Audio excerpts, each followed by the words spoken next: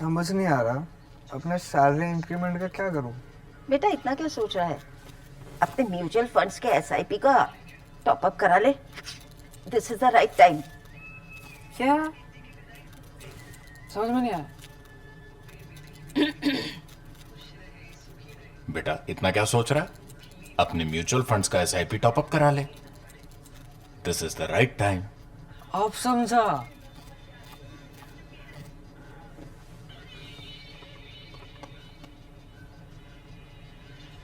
Mutual fund investments are subject to market risks. Read all scheme related documents carefully. Ever since the Cold War ended, say around 1990-91, there's been some sense that a new Cold War will begin every day. Initially, it was a story in fiction, in novels, etc. And then as China began to grow, and then it started growing really fast, as it accelerated even more, and other parts of the country slowed down a bit, Japan slowed down, Europe slowed down, it looked like a Cold War was building up. Over the past 10-15 years, so far it was looking like an image of the earlier Cold War. That is counting the mega tonnage of each other's nuclear weapons, counting each other's aircraft carriers. China was producing new aircraft carriers, submarines, missiles. China just displayed really formidable missiles at its parade. However, when you look deeper, you see that a Cold War has broken out now. Cold War 2.0 has started, but it's not about weapon systems. It's about things that go behind weapon systems, but it's about technology. And in technology, it's about the latest chips, artificial intelligence. That is now the new currency of superpowerdom, not just the mega tonnage of nuclear weapons. Because nothing in life can work now without technology. Nothing in technology, computing can work without chips. And when it comes to computer chips, the latest and the most advanced and the fastest are being made in the US. The Chinese are trying to play catch up. That is the competition now. That is the new Cold War. And in the middle of this, as America and China play this out, in the middle of this is a man, is a human being, and he's a human being, you can say, of Chinese extraction because he's of Taiwanese extraction.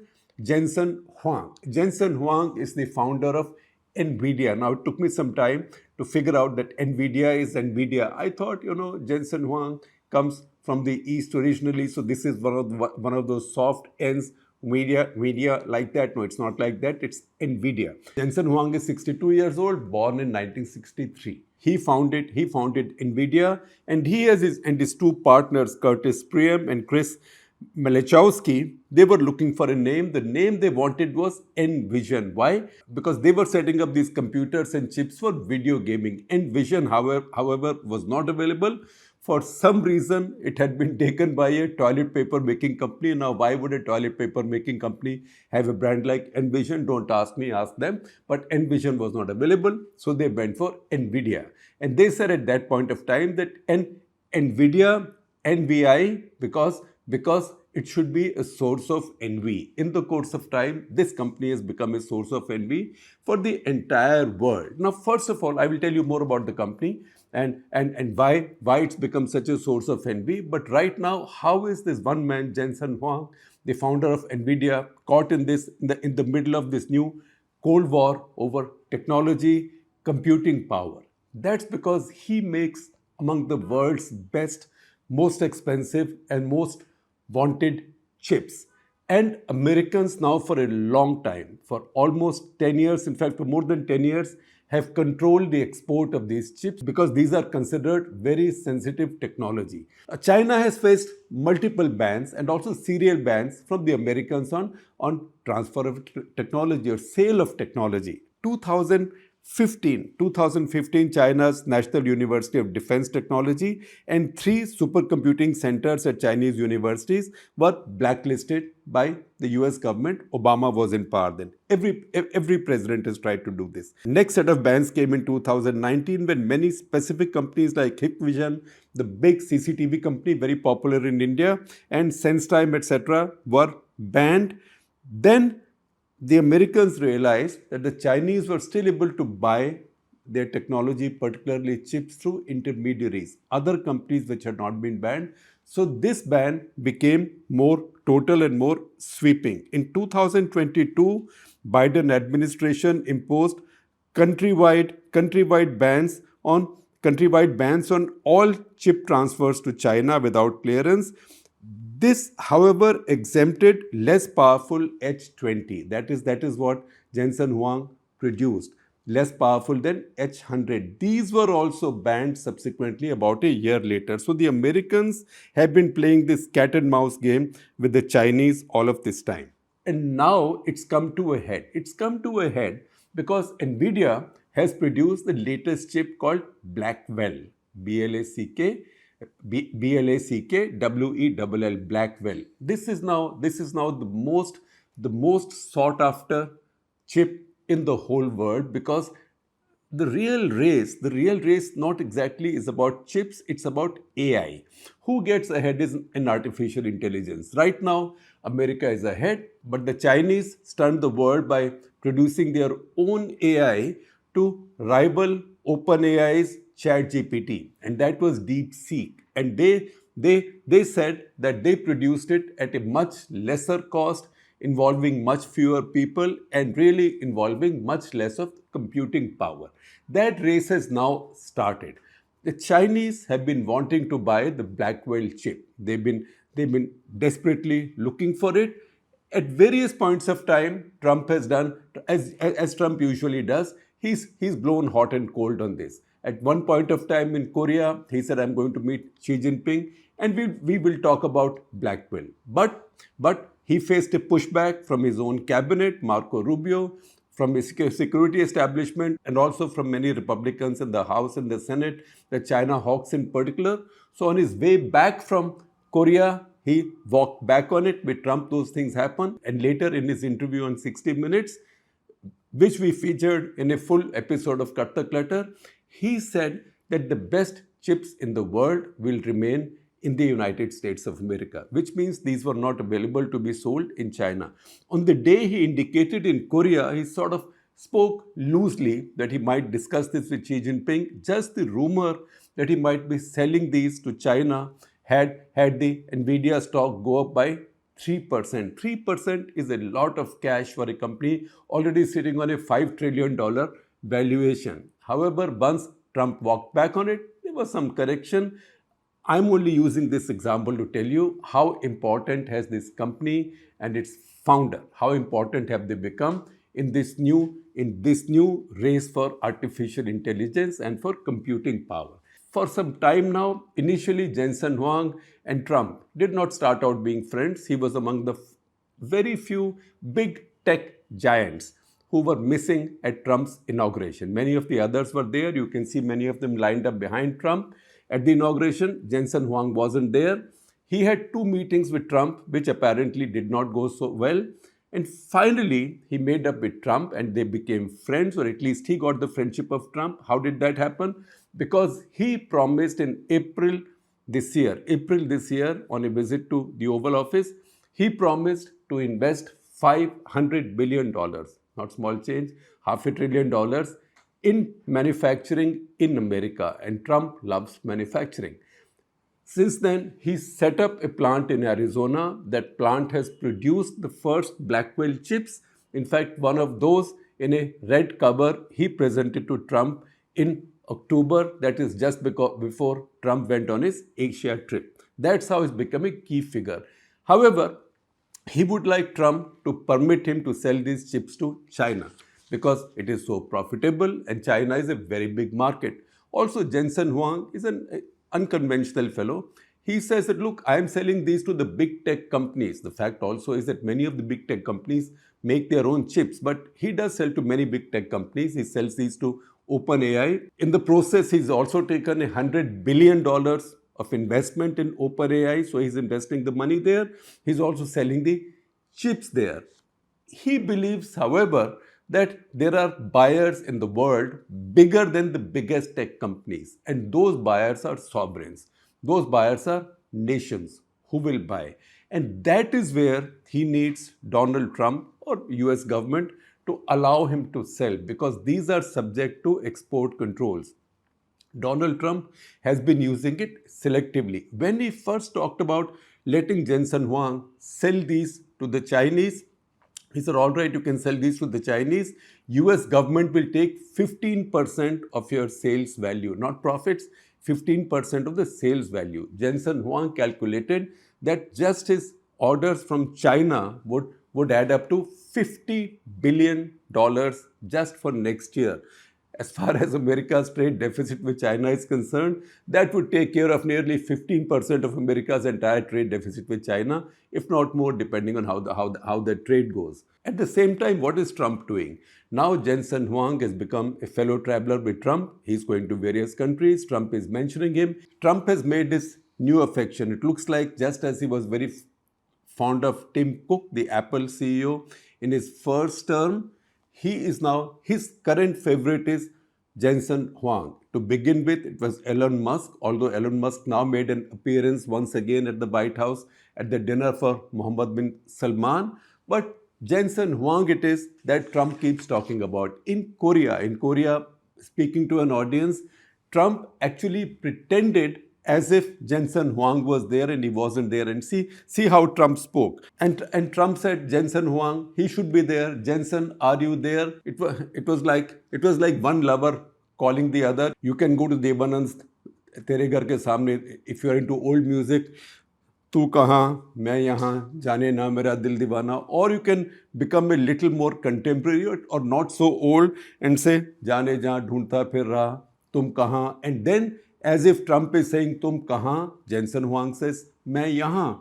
So he issues a statement in the US welcoming this turn for Trump and gets on a plane to reach South Korea. It's just that looks like he missed Trump there, but just that gesture would have endeared him to Trump. And you know what? Jensen Huang reached South Korea. He missed Donald Trump, but he did not miss an outing, and you can see pictures of that outing. He went out to eat chicken wings with Samsung CEO and also Hyundai Motors CEO. Trump has also taken him to Saudi Arabia. He's also done deals with UAE. Again, for many of these deals, he's used Nvidia's chips as a piece in the bargain. Of course, the US gets paid in the sense that Nvidia gets paid.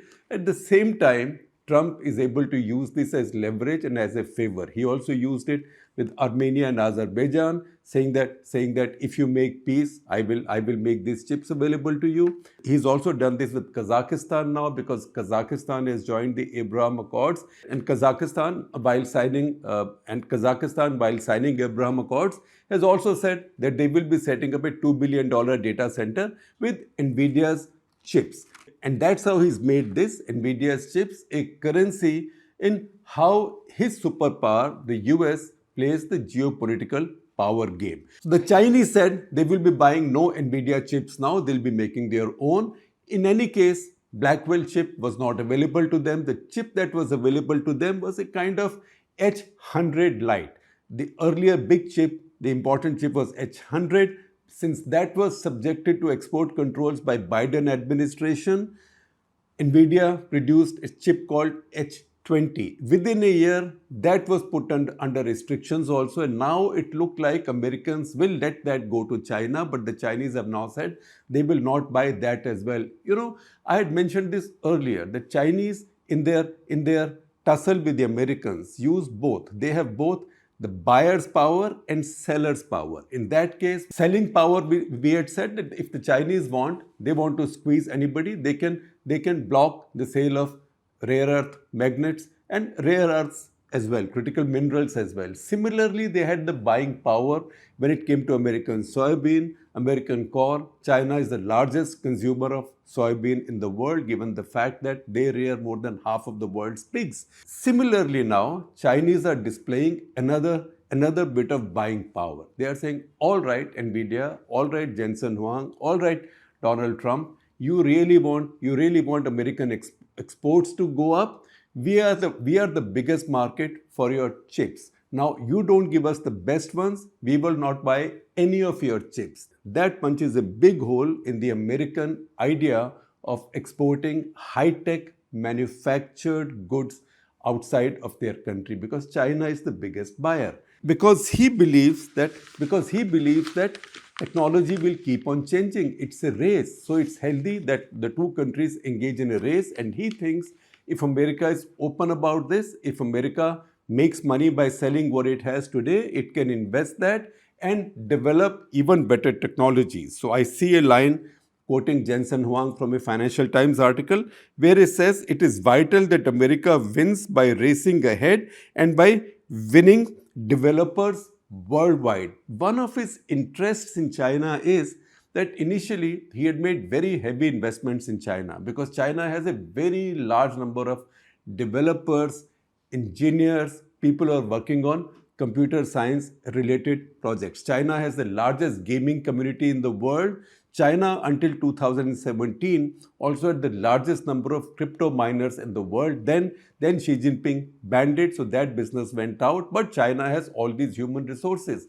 Jensen Huang would actually like to use it. At the same time, the Chinese think, if we have these resources, these human resources, these minds, why should we give it to an American entrepreneur to use? We will use this resource ourselves and develop our own chips. That is where this new Cold War stands right now. Now, caught in all this big power tussle, superpower tussle, at the same time with many intimations of mortality, right? Many experts have said, Geeta Gopinath, noted economist, she said that there is a bubble in artificial intelligence. Michael Burry, who is a very big investor, he dumped quite a bit of the Nvidia stock and he said there's going to be an AI burnout. Some of the others have also spoken about this, including Sam Altman, in whose company Jensen Huang has invested. And you know what? After Sam Altman makes that statement, Jensen Huang also counters it by saying, I only said that I intended to invest $100 billion. There is no contract signed, so I have not committed to it. So he might have a rethink about it. All this drama is playing out among really powerful people with a lot of money.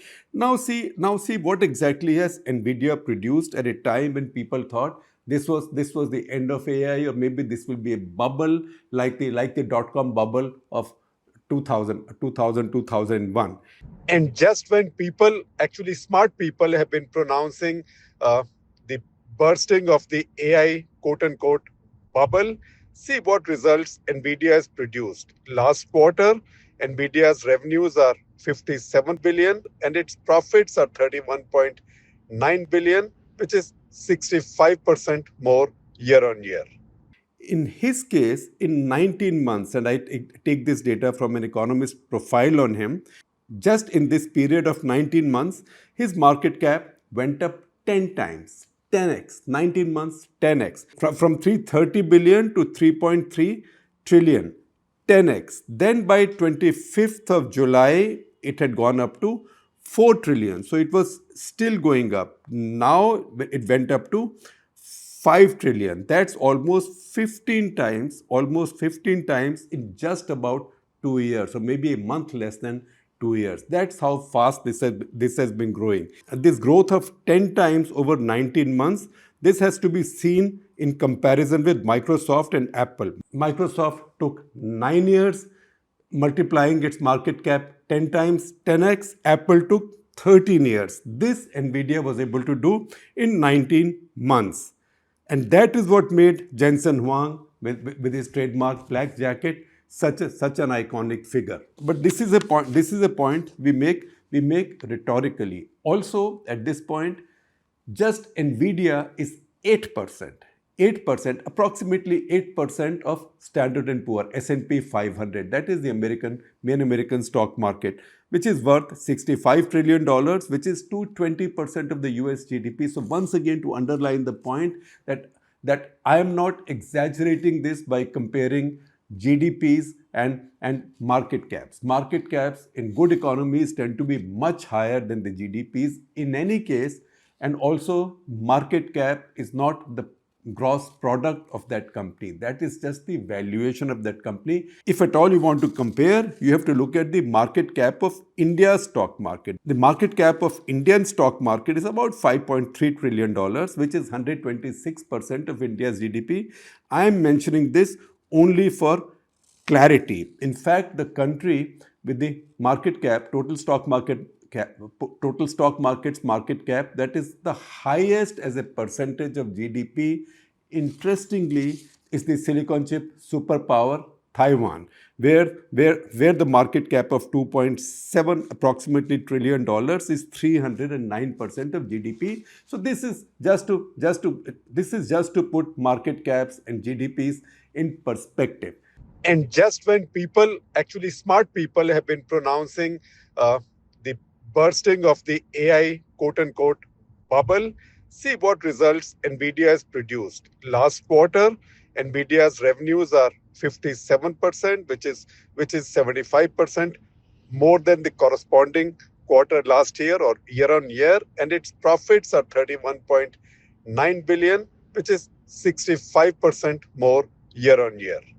This one company with other tech giants, that is Apple, Microsoft, Meta, Amazon, Alphabet, etc. If you add them all up, they are about 1/3 of all of America's, all of S&P market cap. So once again, you know how tech or big tech is now driving American markets and the American economy, American growth as well as stock prices, which is something that Trump watches very carefully because he judges his own success in terms of how his market is doing. His own wealth in terms of the 3.5% equity that he holds in Nvidia, that's about $179 billion. Of course, it will keep varying on a daily basis, if not on a minute-by-minute basis, because stock prices keep varying all the time. Now, Jensen Huang himself is a very interesting guy. His parents came from Taiwan and settled down in rural Kentucky. Kentucky is really in the Trumpian heartland. Rural Kentucky, and he was sent to a very basic school. He was sent to a school which was actually a juvenile reform academy, and I see a reference in one of his profiles that says maybe his parents thought that this was some kind of a prep school. That's where he went. Then he went to University of Oregon, and that's when he showed his talent, and then he was picked up by a tech company, and he worked as an employee for about 10 years in a tech company until the other two partners, whose names I mentioned earlier, persuaded him to set up Nvidia. Jensen Huang was a typical immigrant kid who worked many shifts. He had a job, but he attended night classes at Stanford and got his master's, after which he set up his startup. And today, Trump takes him around the world and saying he's a real asset, we should be so proud of him, etc., which is such an irony given what a war his government, Trump administration, has launched on immigration. Now, what exactly did he do that was so innovative and that gave him such a breakthrough, and that set him apart from all the others, because this was a very competitive field. Now you want to understand the intricacies of it? Maybe you have to watch, and I shall defer to my colleague Nishit Upadhyay, who does that show for you, AI site. He'll be able to explain this better. If I got into too much detail on this or tried to get into too much detail on this, I will make a fool of myself. So I'd rather not do it, because I know most of you are much smarter than me there, except to tell you one basic thing. He figured that you used a computer to make images because he was initially into video gaming. Suppose you cut that image into many, and these could be processed separately but parallelly. Then the same job could be done much faster. Again, what about neural networks? Like, how does a brain think? A brain also looks at many pictures, many things, and puts it all together. So the idea of breaking up a graphics processing unit into many, or having many of them working on separate images instead of one image, it's a bit like, I'm dumbing it down, it's a bit like a CT scan. A CT scan is not one picture. A CT scan takes thousands, maybe millions of pictures, depending on what resolution it is, and then puts them together to give you a picture. It's a bit like that. So human mind also works like that, and that is how the two things combined. His ability to create parallel processing and then neural networks. He probably wasn't thinking about it, but that's how it worked. Now, since then, there have been many ethical questions about AI. Many people say AI will destroy humankind. Jensen Huang himself says no such thing will happen. AI is no different from microwave. right? People also had many anxieties about microwave. But I see a line quoted in The Economist from the latest biography on him, biography titled The Thinking Machine by Stephen Witt. And Stephen Witt says, but whether AI kills humanity or saves it, it was going to happen on Jensen's chips. On that note, I think I should conclude this, because if I go any further, I will get myself into a trap, because I don't know any more on technology.